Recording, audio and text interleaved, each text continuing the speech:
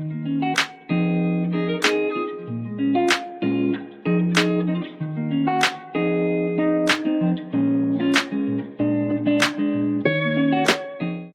joined by the Dayton head women's golf coach, Ellie Cronin. How are you doing, coach?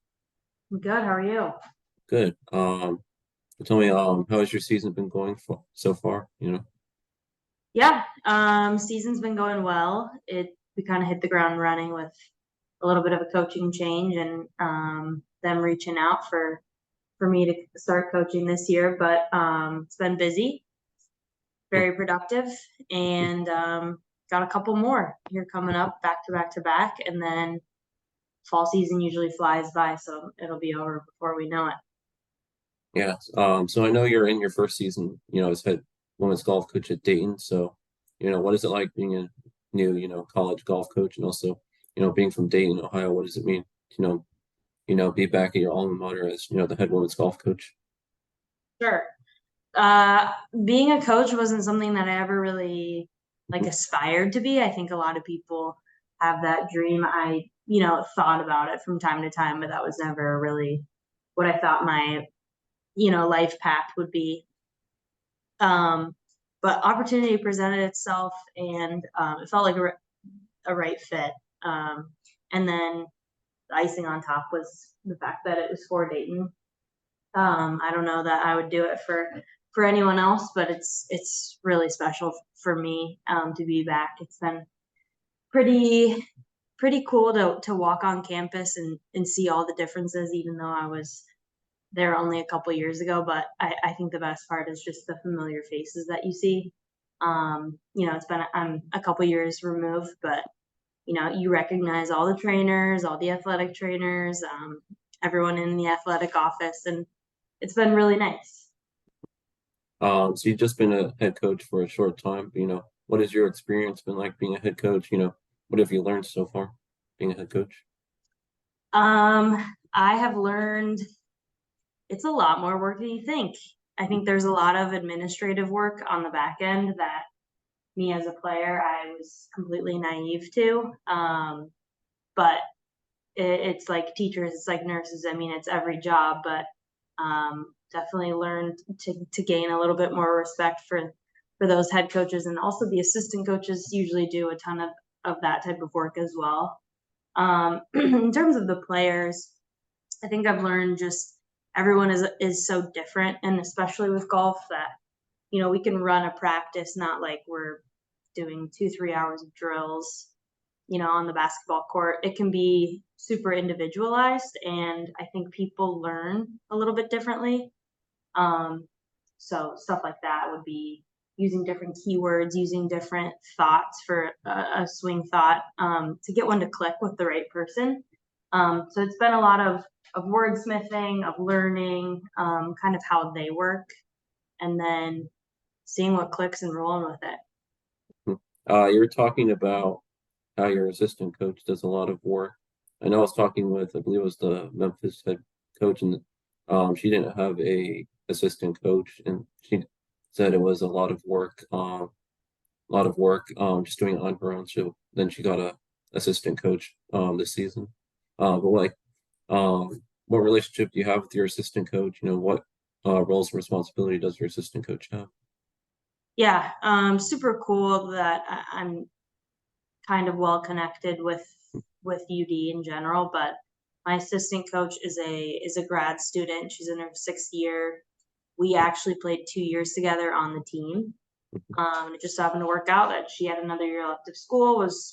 She's busy, but she's able to help me out at practices, help me out at tournaments. Do some of the stuff, maybe screen some emails type situations, grab lunches for the girls when we're on the course. So just having an extra body is a huge help. And then the men's coach I've known forever.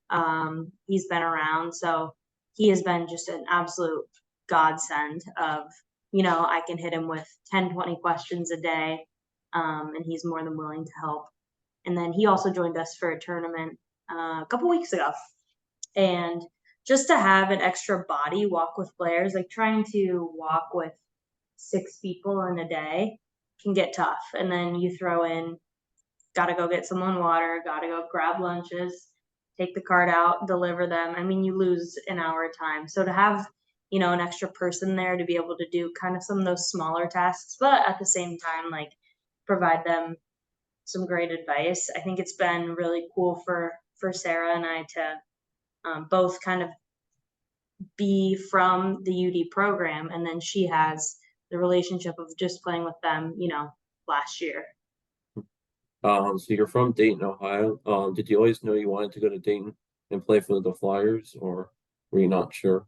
No, I grew up going to the basketball games. A lot of people know UD for kind of our really fun arena. So grew up doing that, and obviously was born and raised here. But I actually went to Cleveland State my freshman year, so stayed within the state, but just didn't find my fit there. I played there and then transferred in. I was going to transfer to UD regardless if they had a spot for me or not on the roster. Just stepped on campus and fell in love with it, which is, kind of hard for me to say because I went to middle school practically on campus, but I never really gave it a shot. I never really stepped on the, inner workings of campus, those inner streets, those business buildings. I just thought it was too close. But came back in my freshman year for a weekend and it changed my mind. So I wouldn't say that it was totally I always wanted to play for them, but just the way timing works is it worked out perfectly for me. And I of course fell in love with it, as every UD student will tell you. Can you tell me a little bit about how your college golf experience was like, especially at Dayton? What did you enjoy most, and what were some of your favorite memories about college golf? Yeah, experience at Dayton, it's different for the Dayton program. We're not fully funded, so Okay. how UD will do that is they'll make up for it really heavily on the academic end, hoping you have good grades. So people kind of have this conception that maybe the program is not up to par of programs that have a lot of money to give, but that can be less of the case. I think you get some really motivated, really smart, really athletically talented people that fall in love with the university and have the means to attend it. So I had also the perspective of going to a college where, I did have a really generous athletic scholarship. But coming back to Dayton, I think golf was just a part of the puzzle. Like it didn't feel like I was going to school for golf. It felt like I went to school and played golf on an equal level, and I think that's what made the biggest difference for me when I look back at my college journey. So you hold the program's all-time low scoring average at Dayton. Tell me, what does this mean to you, and tell me all about all the hard work you had to go through to get this record, especially, starting at Cleveland State to now, at least I would consider you one of the, best players in, Dayton women's golf history. Sure. I think I had a pretty decorated high school career, but struggled my freshman year. I think I played okay, but not to my full potential. And then I honestly would attribute it to me being like absolutely in love with my school, with my friends, with my teammates, just like having a great time with golf is instead of placing so much pressure on myself. Um, Granted, yes, it's really cool to walk in our practice facility and still see my name in those numbers up there, but I won't slight the other great players that have come through.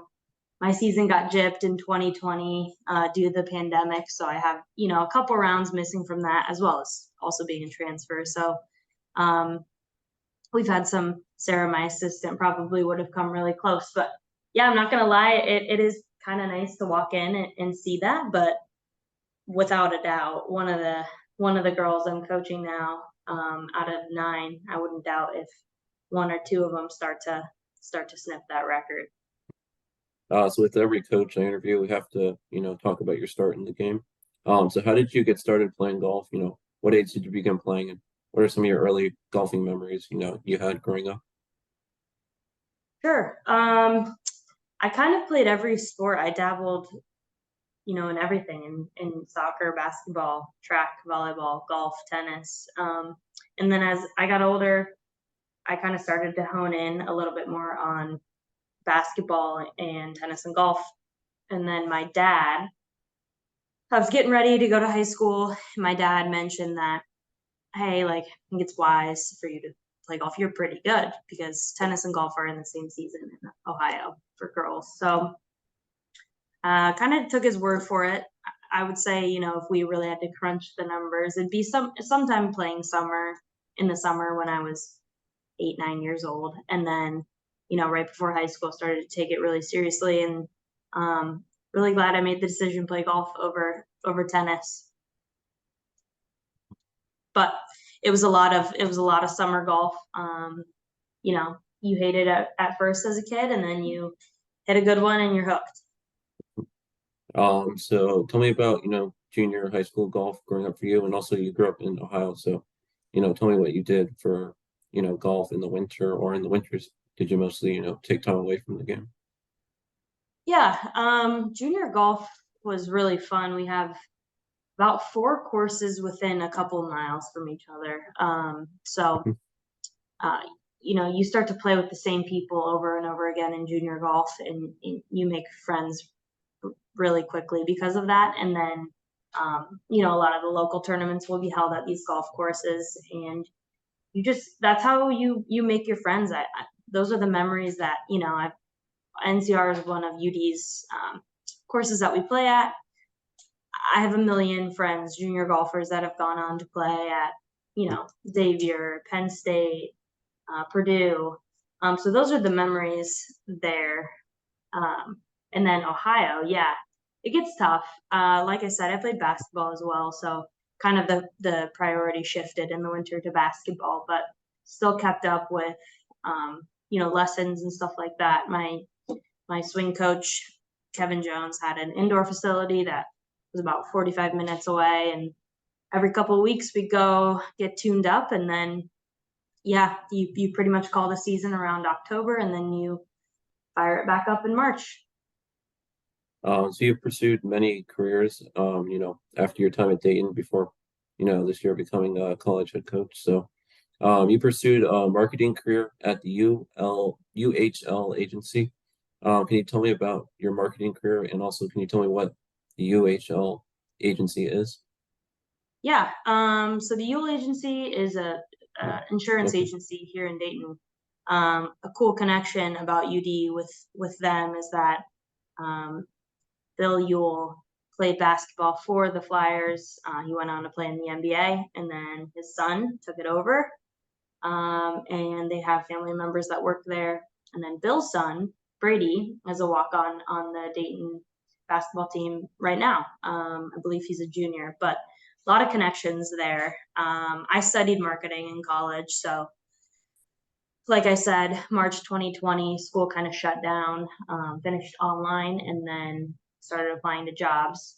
Was a little unsure of if I was going to stay in Dayton or if I was going to leave, and then got connected with Bill and was able to start a career there in marketing, and did a lot of really fun stuff. It was a great first job working content, emails, flyers, making stuff look pretty is kind of what we say in the marketing industry, designing websites. And, I learned a ton, but they're great people to work for, great agency, and a lot of UD connections there too.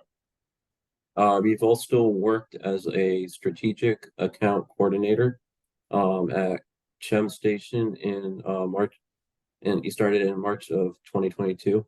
Can you tell me what a strategic account coordinator is?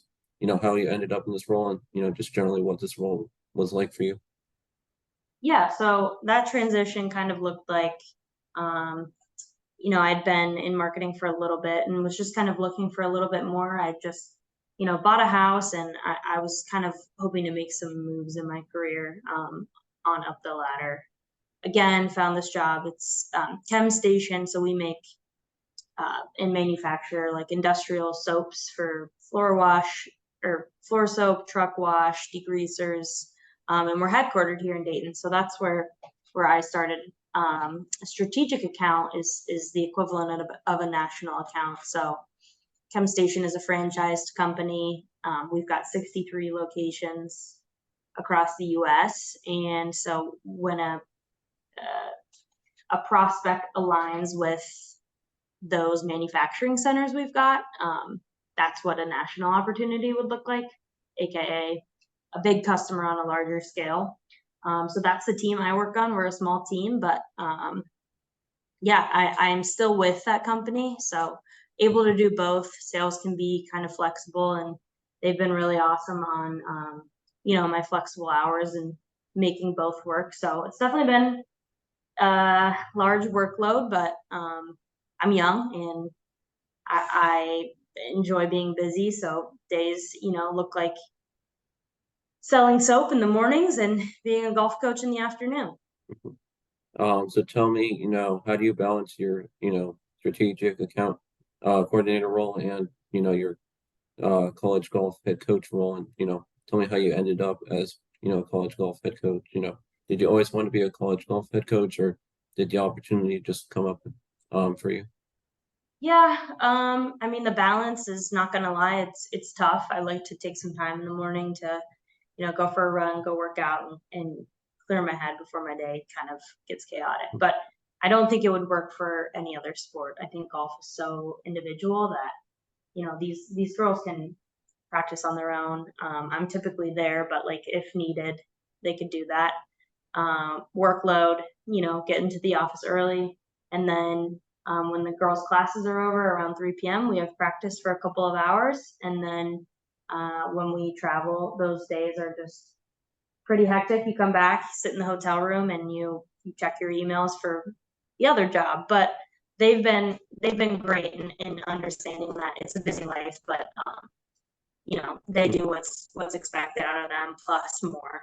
They're really hard workers. So yeah, and in terms of becoming the head coach, opportunity presented itself. It's like I said, it was never something that I was really, you know, so bent on. I never really thought about it, but an opening became available, and I was able to make both work. And I was only going to do it if I could make both work. And I'm really happy that we kind of worked this out because I'm loving it.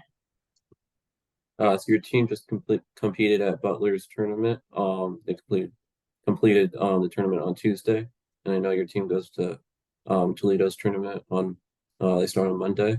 And then you have your home invitational the following week. So can you just look forward to the remainder of the season for your team, and also tell me a little bit what it's like to host a home invitational? Yeah. So the rest of the season, I mean, it's gonna fly by. We'll have, Mhm. I don't know, 6, 7 more practices maybe total. Just for the fact that we went back to back to back. Butler was awesome. 3 scores under 300. I think that was 3 strokes away from the school record. Toledo, we're looking forward to. It's at a pretty cool little golf course. And then NCR is special. I mean, that's where we practice. We spend a lot of our time. They have great facilities. The members are awesome to us. We're able to use it pretty much at our disposal. And I've had some career lows there. So it's really nice. I'm really looking forward to the rest of the season. And like I said here at the beginning, the fall golf season in Ohio is quick. It's 6, 7, 8 weeks long, right after they move in from school, and then typically you have at least 2 or 3 in a row. So it flies by. But looking forward to the home event at NCR for sure. Yeah. As a head coach, what is it like, for you, hosting a home invitational, and then you also have your, coaching duties. Can you tell me a little bit about that, how you balance, hosting a tournament and then also, being a coach for your team? Yeah, I mean, I think that's going to be a little bit of a challenge. Like I said, well, this one might be a little bit different. I think, a lot of parents there, a lot of parents can help out, maybe grabbing their kids' water or whatever it is. The small little stuff. Same with the assistant Sarah. I think maybe I'll be running around doing some stuff, coordinating on my phone to send rules officials out for a ruling on a whole. But like I said, the men's coach has been at UD for a really long time, and he actually works at NCR, so he's been a huge helping hand for me. I think every question that I've thought of, for the past 2 months, I've called him about. So it's a little bit different. There's a lot of work on the back end, making sure everyone's in and ready and they know where they're staying. And we've got, food and tea markers lined up, get your scorecards. Definitely a lot more work, but, I'm not as worried about being so present on the golf course because the girls have seen it a million times. They know how to play it. Yeah. Finally, what is the most rewarding thing to you about since you become head coach, and what makes Dayton such a special university and a place that you wanted to come back to, especially as head women's golf coach? Man, the most rewarding thing, I mean, for me, is probably unlocking something within one of my players, whether we're struggling during a round. That's not a time where I like to, fiddle with the swing or get technical with it, but finding something, like I said, that clicks with them and then them converting.